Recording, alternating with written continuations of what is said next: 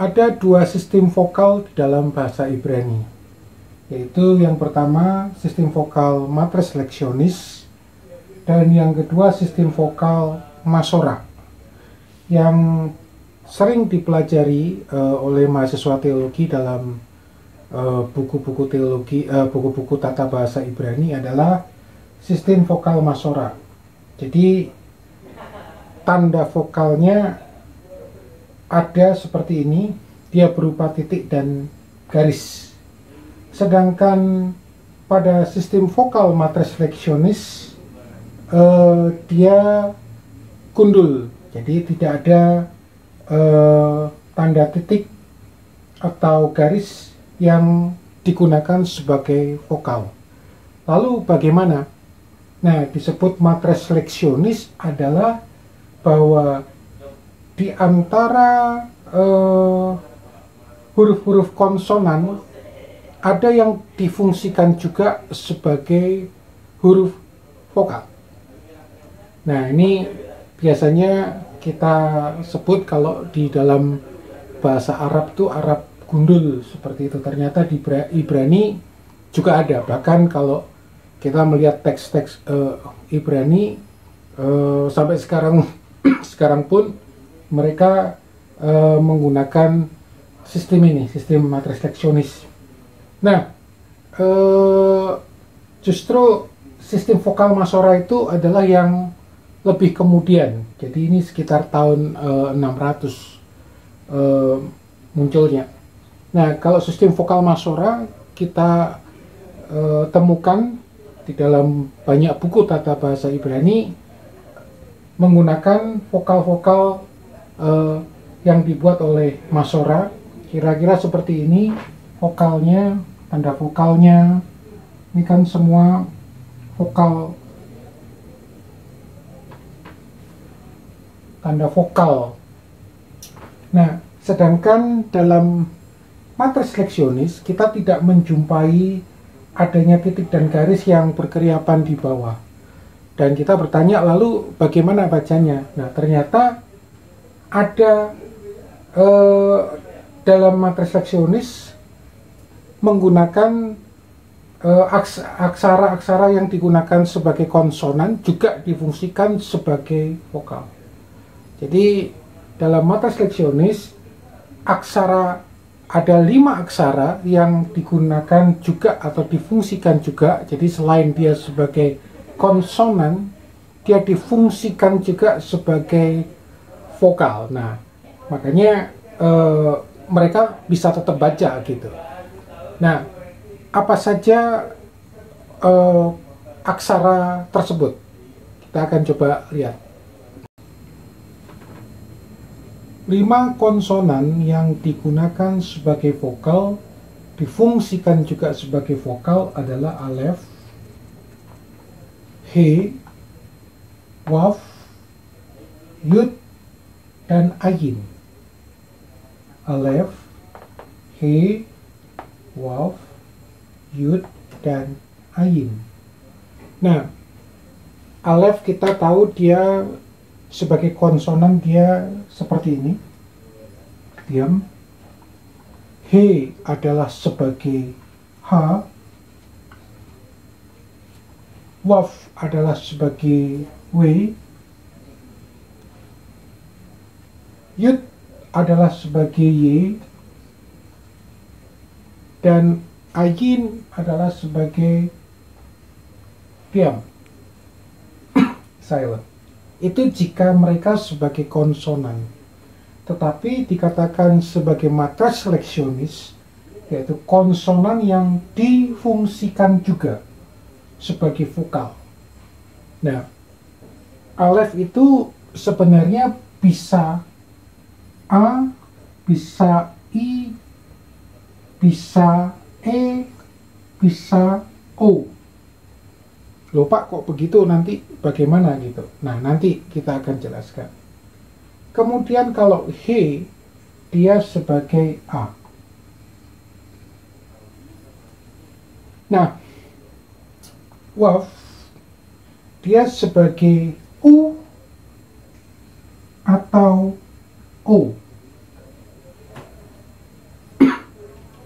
atau O. Sedangkan yud dia sebagai I atau E. Nah, ayin bisa sebagai A, bisa sebagai I. Nah, inilah yang disebut sebagai matres leksionis. Jadi ketika alef nanti dia bisa jadi A, I, E, O, H, He sebagai vokal A, dan waw sebagai U atau O, yud sebagai I atau E, ayin sebagai A atau I. Nah, dengan demikian saudara-saudara, hati-hati mulai sekarang ketika berjumpa dengan alef, he, waw, yud dengan ayin. Dalam satu teks, bisa jadi dia sebagai konsonan, bisa jadi pula dia sebagai vokal. Nah, itulah yang disebut matres leksionis. Jadi dalam satu teks, bisa jadi dia mengambil fungsi sebagai konsonan, tetapi bisa jadi dia sebagai vokal. Nah, vokalnya apa saja juga bermacam-macam. Nah, menjadi pertanyaan, bagaimana Pak kita tahu cara apakah dia sebagai vokal atau konsonan? Kalau waw apakah dia U atau O? Kalau yud apakah dia I atau E? Apakah kalau alef dia A atau I atau E atau O? Nah, itu ada caranya. Kita akan coba lihat aturan-aturannya. Aturan pertama adalah seperti ini. Antara huruf yang bukan leksionis, maka vokal adalah E. Jadi kita sekarang mesti berhati-hati ketika dalam satu kata ada unsur aksara alef, he, waw, yayin, dan yud dengan ayin. Jadi sekali lagi, hati-hati melihat jika dalam sebuah kata terdapat alef, he, waw, yud, dan ayin. Nah, itulah yang kita sebut dengan leksionis. Jadi aturan pertama bunyinya, antara huruf yang bukan leksionis, maka vokal adalah E. Nah, ini adalah satu kata dan satu kata. Ini kita coba baca. Jadi ini dalet. Dalet adalah D. Kemudian res. Kemudian kaf. Nah, antara huruf yang bukan leksionis berarti yang selain ini, ternyata ini dalet, res dengan kaf, tidak ada unsur alef, he, waw, yud dengan ayin, tidak ada leksionisnya. Antara ini dalet dengan res bukan leksionis. Jadi masukkan vokal E seperti ini. Res dengan kaf akhir juga bukan leksionis. Sehingga walaupun tanpa vokal masora, kita bisa membaca ini derek karena aturannya seperti itu. Dengan cara yang sama, kita kerjakan nomor 2. Ini mem. Kemudian ini lamet. Kemudian ini kaf. Ternyata kata ini tidak mengandung unsur leksionis, tidak ada alef, he, waw, yud dengan ayin. Maka aturan satu ini kita jalankan. Jadi antara huruf yang bukan leksionis, maka vokal adalah E. Nah, dengan demikian Bapak Ibu sudah bisa membaca Ibrani gundul aturan pertama, kira-kira seperti itu.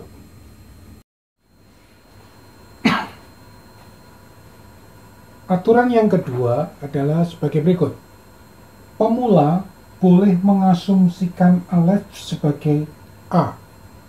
Jadi pemula boleh mengasumsikan Alef sebagai A. A saja dulu.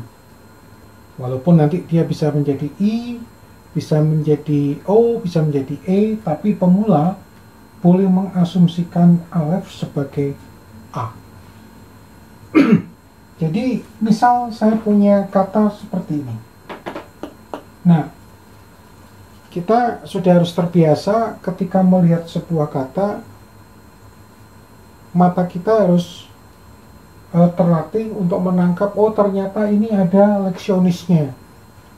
Ini ada leksionisnya. Berarti bisa jadi ini konsonan, bisa jadi ini vokal. Bisa jadi ini konsonan, bisa jadi ini vokal. Nah, caranya bagaimana? Caranya kita lihat seperti ini. Jadi ini bed, kemudian ini res, kemudian ini A. Karena kita menggunakan metode leksionis, aturan kedua menyebutkan pemula boleh mengasumsikan Alef sebagai A, maka ini langsung saja kita transliterasikan sebagai A. Bra. Loh Pak, ini di aturan pertama dikatakan bahwa ketika tidak ada vokal yang tidak ada leksionisnya antara bed dengan res, kenapa kok tidak diisi E? Bukankah itu seharusnya diisi E? Nah, ada penjelasannya saudara, kenapa ini bunyinya bra. Kalau Mas Sora nanti mengatakan ini bara gitu, dengan seperti ini. Nah, tetapi kenapa kok tidak dikatakan sebagai bera atau bra, tetapi bra. Nah, karena kita melihat kalau dia konsonan vokal sudah bisa dibunyikan, maka tidak perlu bantuan vokal lagi. Jadi kalau konsonan vokal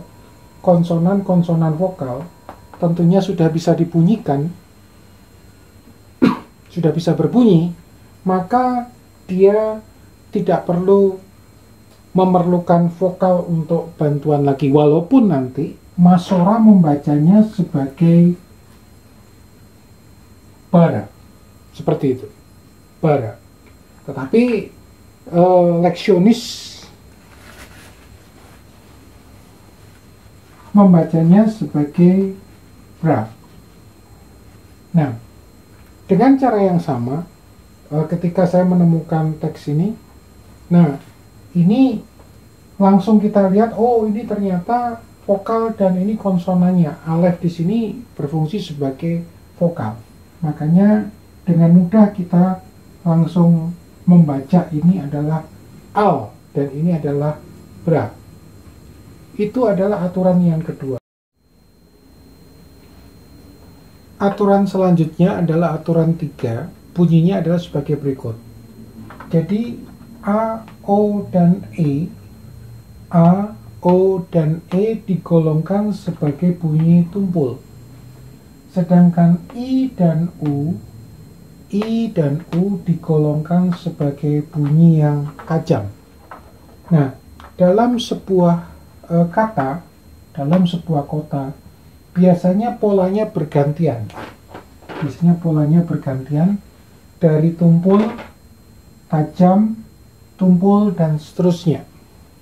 Nah, kita langsung aja masuk ke contoh.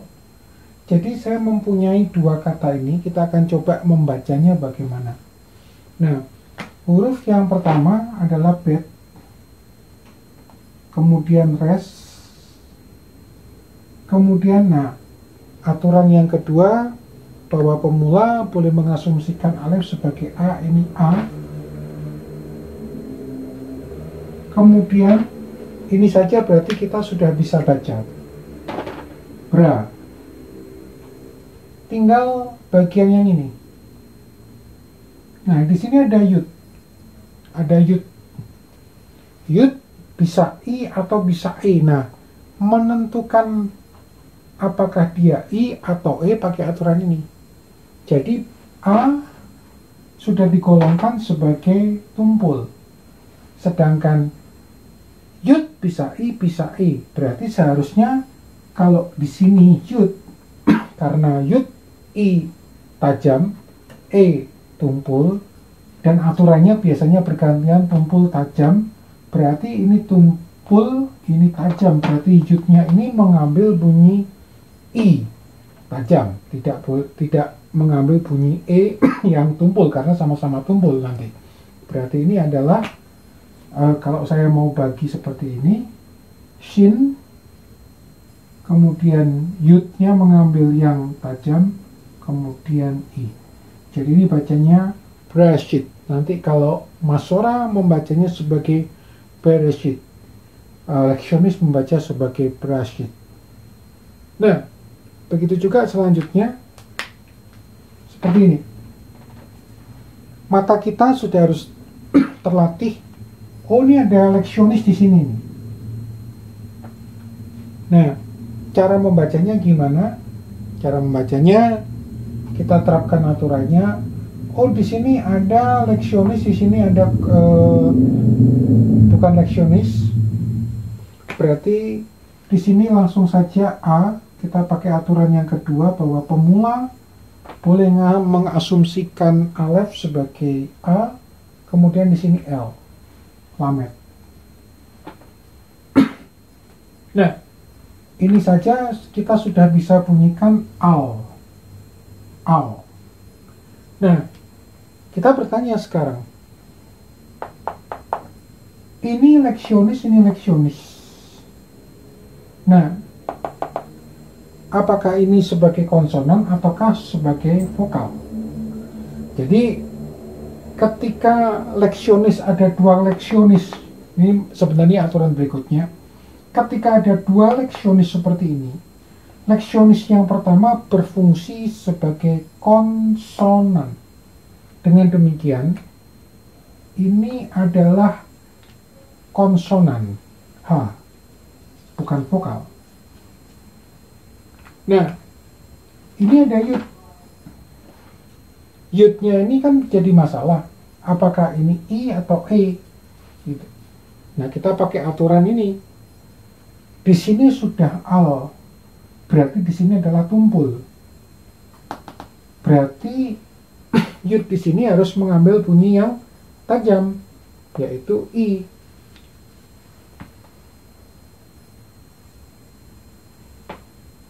Diakhiri dengan M. Alhim. Nanti Masora membaca sebagai Elohim, tetapi leksionis membaca sebagai Alhim. Nah, itu kira-kira aturan yang ketiga yang harus kita perhatikan. Jadi singkat kata seperti itu.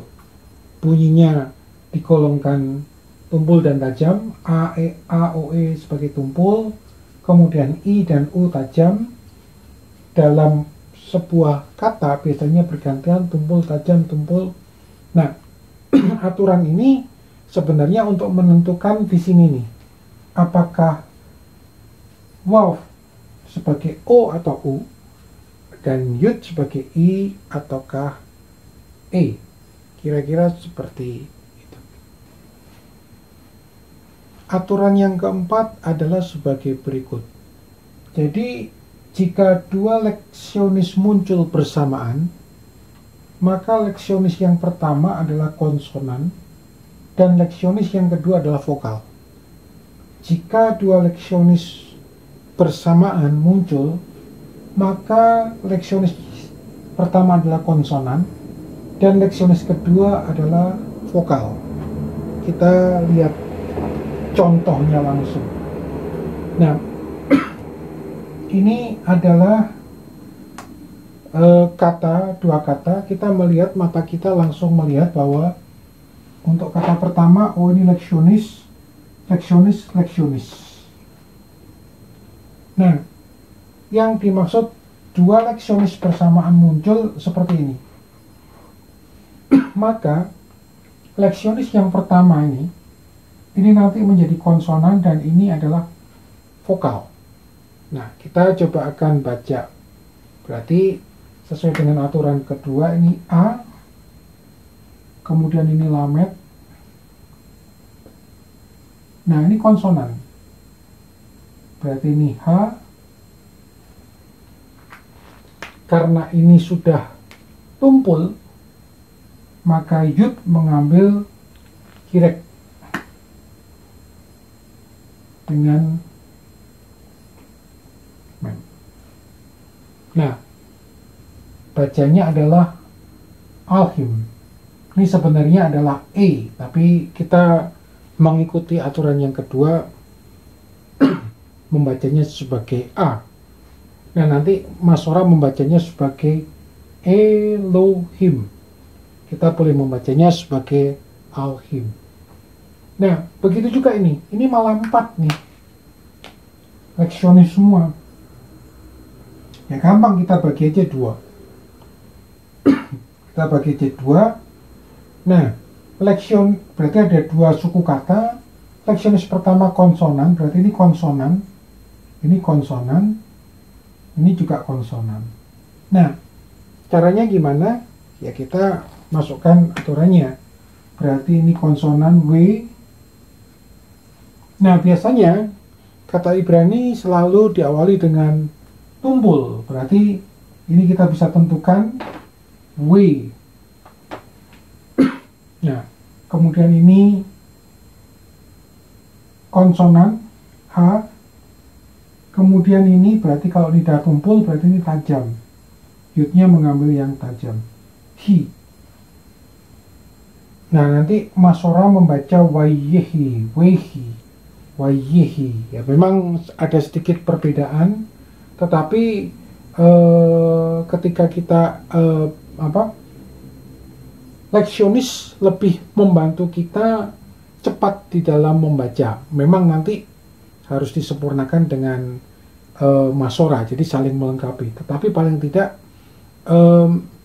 leksionis sangat membantu kita membaca. Nah, pengalaman saya mengajar adalah ketika orang tidak belajar leksionis, hanya belajar Mas Sora, dia akan tidak bisa membaca karena tergantung dari vokal Mas Sora. Tetapi ketika orang juga mempelajari leksionis, maka ketika tidak ada Mas Sora atau teksnya tidak menggunakan vokal Mas Sora, dia tetap bisa membaca walaupun agak berbeda.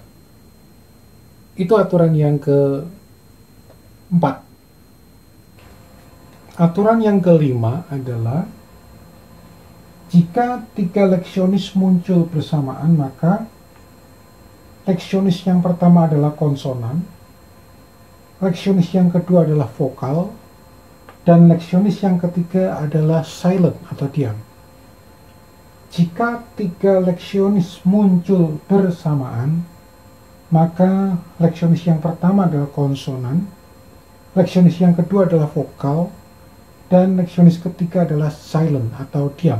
Contohnya adalah ini, saudara-saudara. Jadi di sini kita melihat kata yang mana nih leksionis semua ini. Nah, berarti kita terapkan aturannya. Leksionis yang pertama adalah konsonan, berarti yang pertama adalah konsonan. Ini H.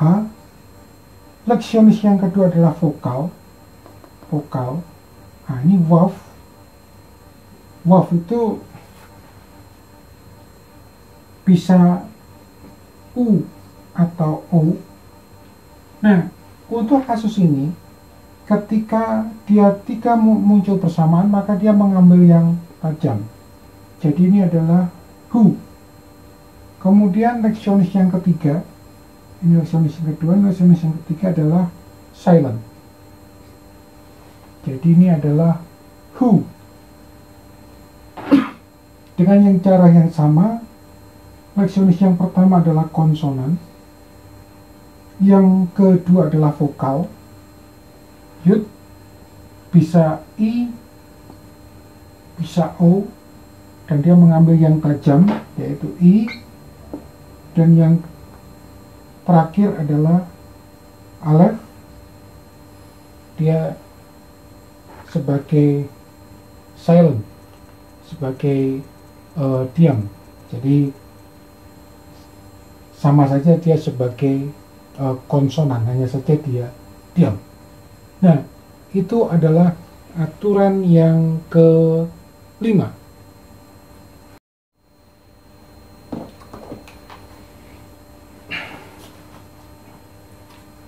Baik saudara, kita akan mencoba membaca teks Ibrani yang tidak ada vokal masoranya, Ibrani gundul. Kita akan coba membacanya dengan leksionis. Jadi kita akan coba terapkan aturan-aturan yang kita sudah pelajari. Nah, mungkin kita sudah tahu cara membaca dengan tradisi Masora, Bereshit bara Elohim et Asamayim we'et haaretz. Tapi kita ingin mencobanya dengan tradisi leksionis atau dengan sistem vokal leksionis. Caranya gimana? Caranya kita terapkan aturannya saja. Jadi kita langsung lihat bahwa ini adalah bed rest. Nah, ini leksionisnya di sini. Karena ini konsonan-konsonan vokal, maka ini suku katanya di sini. Berarti ini sudah bra, kan? Kemudian ini sin dengan yud dengan tau. Berarti karena ini bra dalam pengertian tumpul, maka yud di sini mengambil bentuk tajam, yaitu i. Berarti ini sendiri sebenarnya sudah berbunyi bra shit. Ini branya, ini shitnya, shit. Nah kemudian ini b, bet, res, alef. Ini berarti vokal. Berarti ini sendiri bra. Berarti kita bisa membacanya brashit, bra. Nah, berikutnya ke bawah, tapi dari kanan. Ini ada alef. Berarti ini leksionisnya. Ini A dengan L, berarti udah punya L. Sedangkan ini H, yud sebagai vokal, hi dengan M, alhim, yang nanti adalah Elohim. Kemudian ini alef dengan tau, kita baca langsung up. Nah, ini sekarang, ini adalah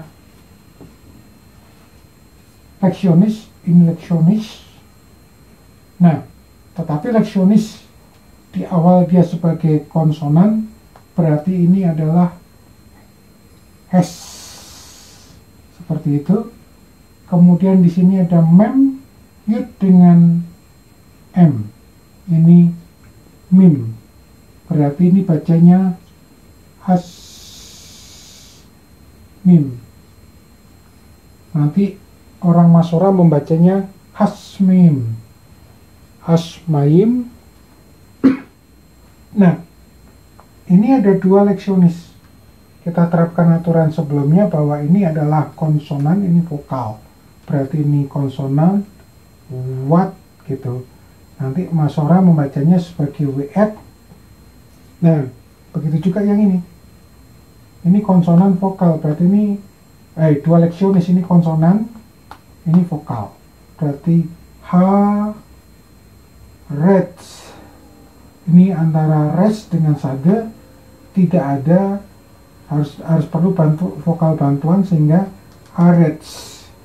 Nah, dari sini kita sudah bisa membaca secara langsung Brashit bra alhim at hasmim wat harets.